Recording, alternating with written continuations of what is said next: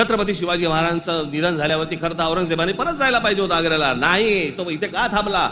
एवढा मोठ्या बलाढ्य प्रदेशाचा राजा, शहनशाह, एका 2.5, 3, 3.5, 4 जिल्ह्याच्या एका राजासाठी इथे ठाण मांडून का बसला?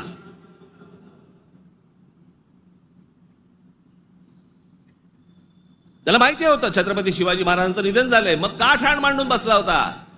शिवाजी महाराज तर गेले होते, त्याला शिवाजी नावाचा विचार मारायचा होता, जो त्याला जमला नाही. सगळे प्रयत्न केले, सर्व प्रयत्न केले आणि इथे शेवटी मेला.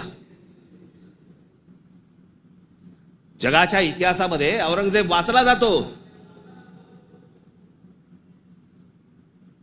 अभ्यास केला जातो त्याचा, पण ज्या वेळेला त्याचा अभ्यास केला जातो त्यावेळेला जगभरातल्या लोकांना कळतं की तो काय करायला गेला होता आणि कसा मेला. तिथे छत्रपती शिवाजी महाराजांचं नाव येतं जगभरामध्ये.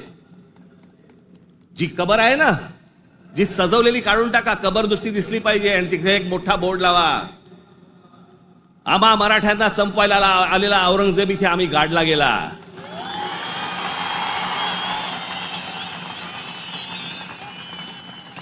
हा आमचा इतिहास.